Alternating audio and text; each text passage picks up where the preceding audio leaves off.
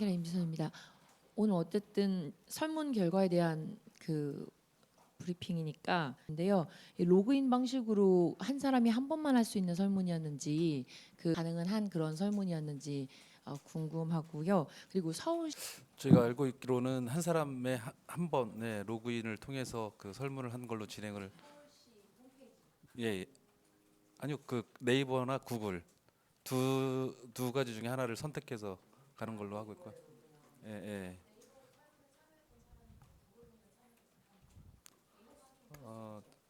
할 수는 있겠죠.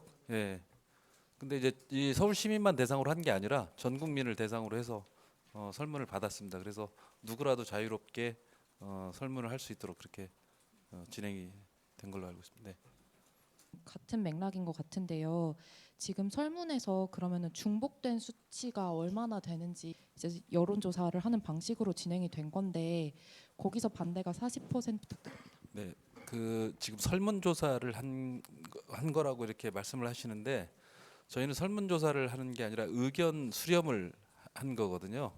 그래서 찬반을 이렇게 찬성하느냐 반대하느냐 이런 설문조사 방식이 아닙니다.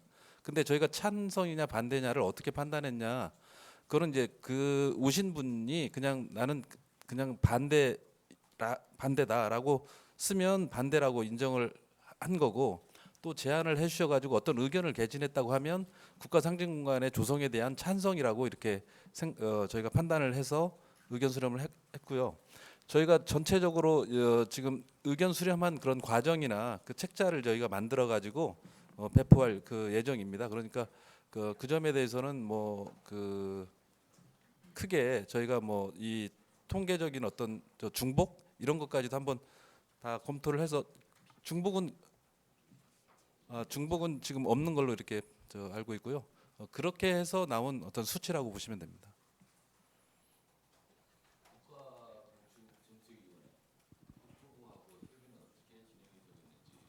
말씀 주시고요. 여기 보도자료 4페이지 보면 협의사항 네, 있을 저희는 때 이제 말씀 아까 국가보훈부 자료를 기준으로 해서 사용한다고 말씀을 드리고요. 국가건축정책위원회하고 국토부하고는 저희가 이 기자 설명회 있기 전에 의견 수렴 결과라든가 향후 추진 계획에 대해서 국가건축위원회하고 직접 찾아가서 설명을 드렸고요. 또 위원장님하고도 연락을 드려서 이런 그 추진 과정에 있다라고 하는 것을 말씀을 드렸습니다. 또 국토부하고도 같이 이렇게 협의를 해서 진행을 했습니다. 똑같은 형태로. 예. 국가건축정책위원회는 지금 현재 국가상징공간에 대한 용역을 진행 중에 있습니다. 아마 결과가 올해 이제 나올 건데요.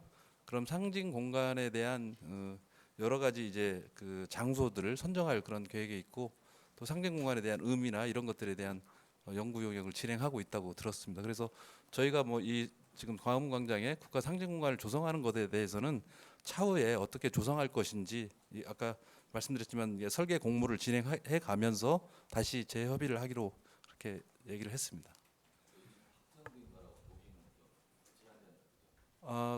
아마 그것은 이제 국가건축정책위원회에서 국가상징공간을 몇 개소를 조성하자라고 이렇게 하는 용역이기 때문에 포함되지 않을까 이렇게 생각하고 있습니다.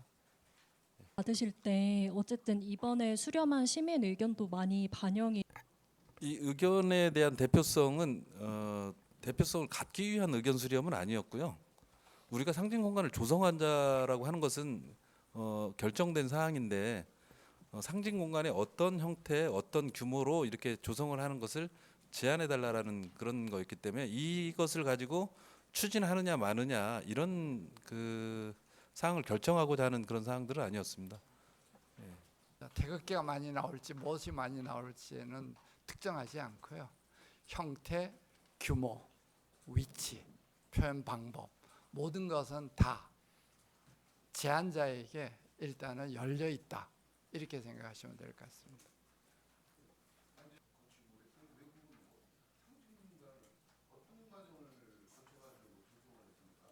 외국의 지금 참전국가, 그러니까 우리 6.25와 관련된 그 다른 나라의 기념비라든가 기념공원 이런 것들은 다 22개국이 다 조성된 걸로 알고 있습니다. 저희가 그건 파악해봤습니다.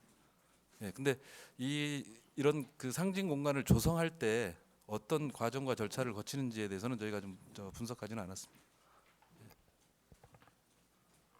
예, 저기 한국일보 김민순 기자님. 바에 따르면 그러니까 홈페이지에 접수된 의견을 찬성이냐 반대냐 이렇게 고르는 게 아니고 그 내용을 보고 어떻게 보면은 자의적으로 찬성이냐 반대냐를 구분해서 이제 판단을 저희가 아까도 말씀드렸지만은 그 저희가 이 의견 수렴을 했다라는 것이지 그 여론 조사를 한 것은 아니거든요. 그러니까 지금 시의회에서 만약에 그 찬반이다 국기개양대를 100m 하는 것에 찬성하십니까 반대하십니까 이런 식의 여론 조사를 하게 되면 당연히 반대가 나오겠죠. 근데 저희는 이제 국가 상징 공간에 조성을 하고자 한다 이런 개념 이런 생각을 가지고 조성을 하고자 한다라고 했을 때 의견을 제시해 주시면 감사하겠다라고 하는 것으로 의견 수렴을 한 겁니다. 그 중에서 약간 찬성의 비율이라든가 제한하는 비율을 저희가 그러니까 이 찬성의 이 쪽으로 저희가 봤던 거고 뭐 저희가 여론조사를 한다 그러면 시의회에서는 아마도 그런 여론조사가 되면 설문조사의 형식을 어떤 식으로 설계하느냐에 따라서 여론은 지금 기자님께서 말씀하신 대로 갈등을 유발시킬 수 있는 그런 요인들이 상당히 있을 거라는 생각은 우려는 있습니다. 예.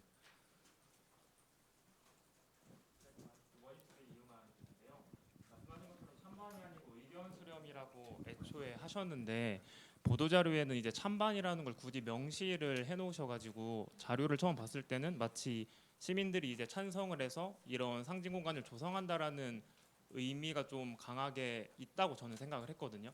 예. 그러면은 의견 수렴한 건데 왜 굳이 이렇게 찬반을 나누셔가지고 설명을 했는지가 조금 궁금해가지고요. 국가 상징 공간을 조성하자라고 하는 의견 중에 그것을 굳이 조성할 필요가 있느냐 없느냐는 이 의견에서 나오는 그 사항이거든요. 예, 그것을 저희가 명시했을 뿐입니다. 네, 질문하시. 예, 대한경제 임성엽 기자님. 예, 그 국제 설계 공모가 이제 진행이 되면은 그 이제 서울시 자체에서도 개입을 할 수가 없고 그 독립된 이제 설계 분과 심의위원회에서 심의를 하시잖아요. 그다음에는 이제 근데 제가 봤을 때 지금도 이렇게 좀 논란이 좀 있는데 만약에 최종 확정된 그 디자인안이 이제 도출이 되면은 거기에 이제 그 설계 다 끝나고 이제 시공까지 이제 시작을 하셔야 되는데 혹시 그때도 좀 만약에 또 반대도 좀 만약에 심하다고 가정을 하면은 그럼에도 불구하고 한번 확정된 디자인안은 계속 이제 확정해서 이제 그 설치까지 다 완료하실 계획이신 거죠? 지금 이제 설계 공모를 해서 디자인안이 이제 선정이 되면 그 절차에서 이제 뭐 솔직히 말씀드려서 그것에 대한 또 논란은 있을 수 있습니다. 그 기자님께서 지금 그 말씀하셨다시피 디자인이라고 하는 것은 개인적 기호가 들어갈 수밖에 없거든요. 그래서 어떤 디자인이 돼도 그런 논란은 좀 불가피할 수도 있다. 그렇지만 저희가 이제 국가 상징 공간의 의미에 맞는 그런 이제 디자인을 선정하고 뭐 추진할 그런 예정이기 때문에 그런 과정들이 조금 있다 하더라도 추진될 것으로 좀 생각하고 있습니다. 저기 경향신문 김보은 기자님.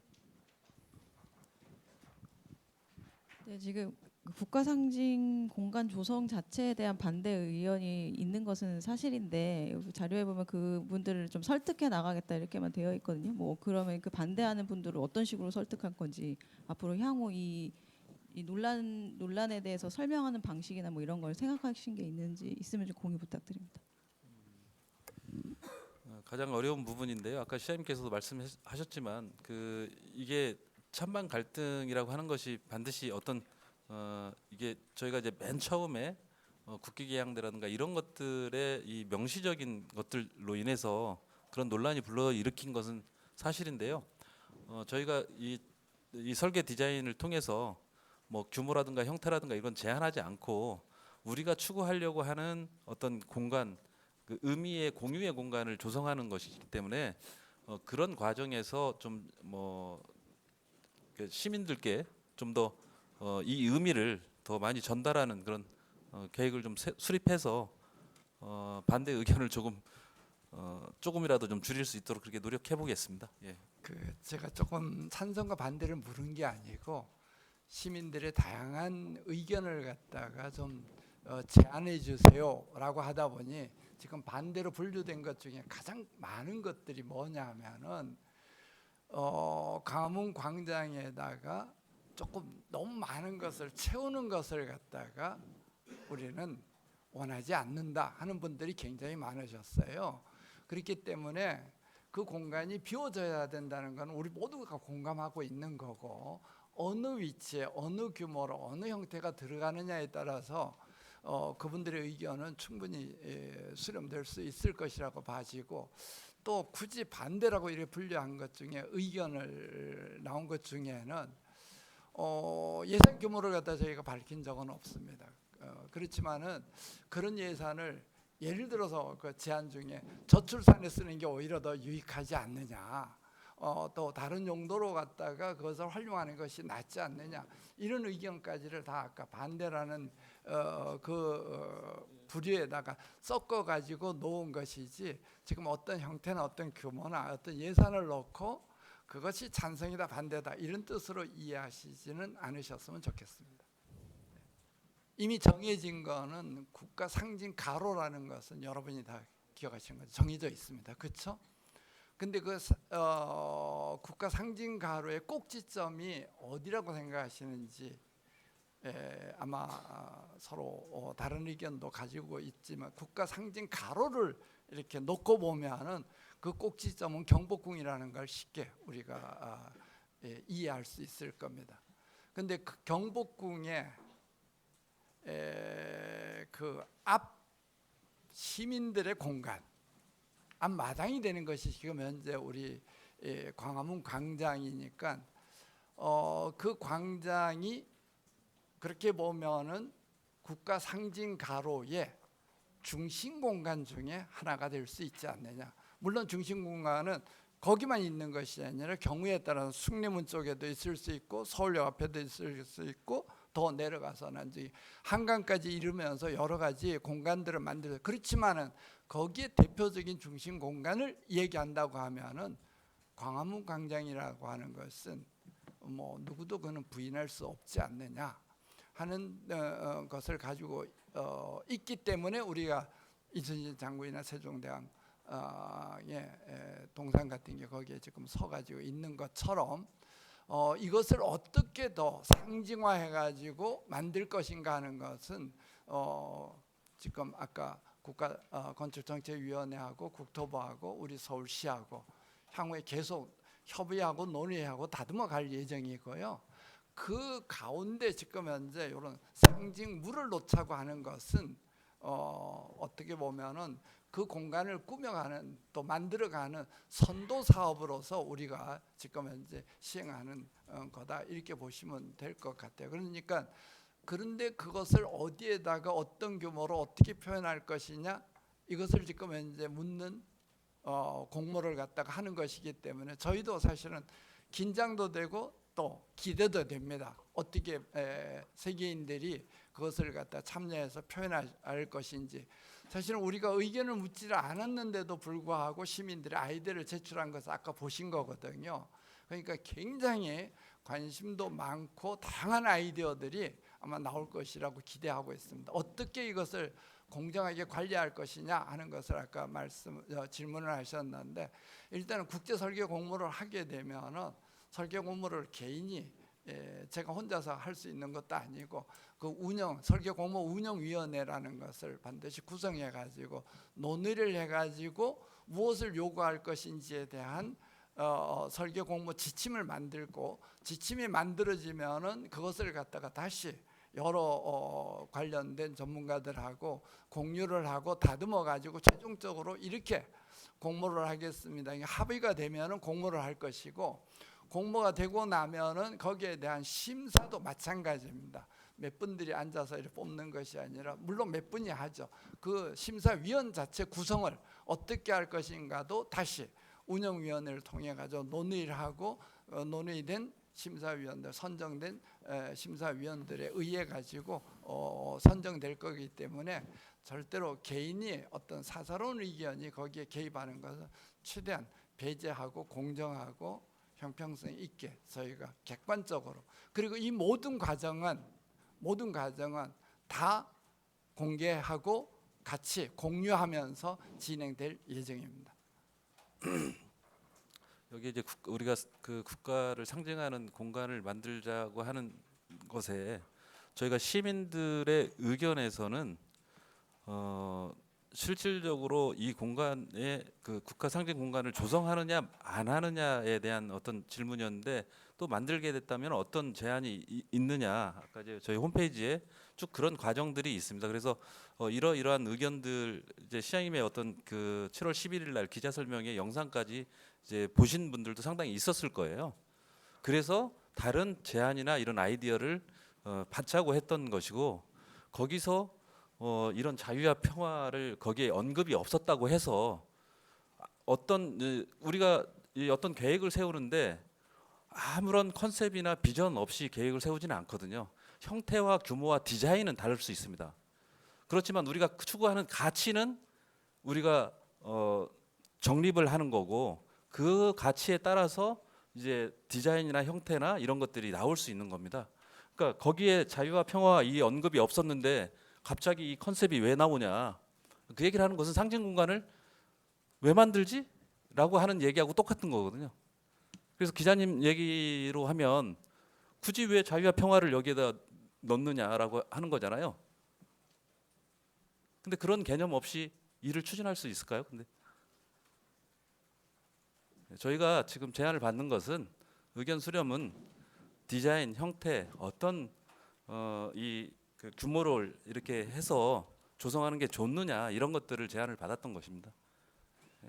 근데 그 제안 중에 여러 가지 의미를 담아가지고 나름대로 시민들의 의미를 담은, 뭐 아까 여기서 이제 설명드렸지만 광개토 대왕비, 훈민정음 이런 것들도 이게 국가 상징이라고 생각하시는 분들도 있어서 그런 제안들도 다 할 수 있다, 이렇게 생각한 거고, 저희가 생각한 건 아까 시장님께서도 말씀하셨고 총괄 건축가께서 말씀하셨지만은 우리 대한민국을 지금까지 이 변형의 대한민국을 만들어준 것은 그런 이름 모를 수많은 4만 명의 숭고한 전사자들이 우리나라에 와서 그 큰 희생을 치렀기 때문에 우리 대한민국의 자유와 평화가 또 번영에 있지 않았느냐, 이렇게 이 개념을 잡고 그런 것을 상징하기 위한 상징 공간을 좀 만들어 보겠다, 이런 취지였습니다.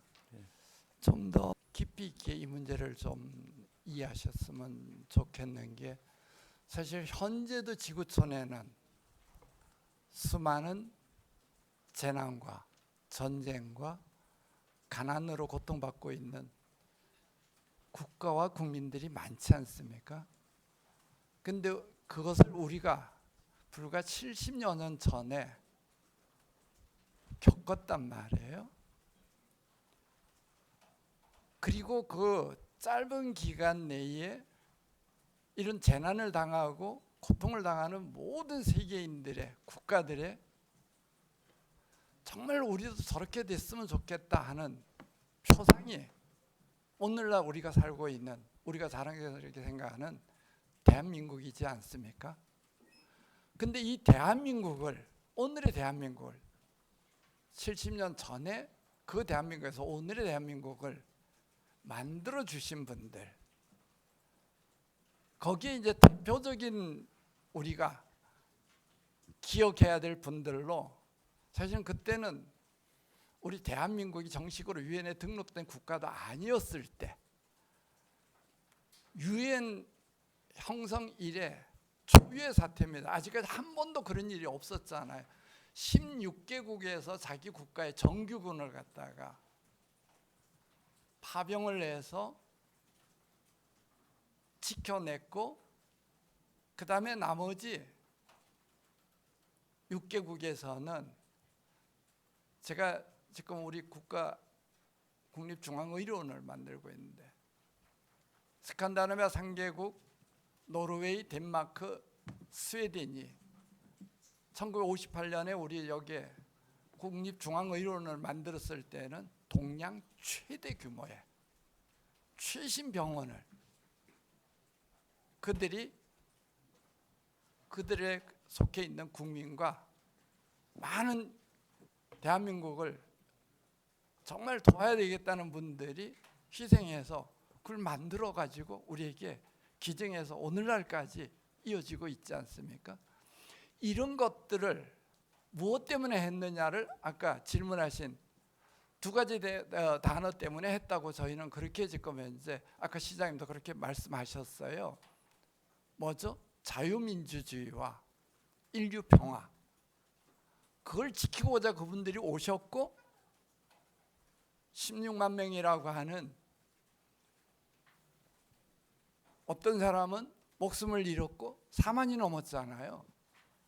또 우리 국군은 어떻게 헤아릴 수 없는 많은 분들이 목숨을 잃었고 부상을 당했고 포로가 됐고, 이런 것들을 갖다가 우리가 기억해야 되지 않느냐, 또 기억하고 있다는 것을 세계인들에게 알려줘야 되지 않겠느냐. 그것을 갖다가 우리가 조금 더 상징적으로 표현을 해서 그 기억 공간을 조성하자 하는 것이지, 그냥 단순하게 무궁화 꽃 피우고 태극기 하나 걸자 하는 뜻으로 이해하시지는 않았으면 좋겠다 하는 생각이 듭니다. 이상 기자 설명회는 마치도록 하겠습니다. 감사합니다.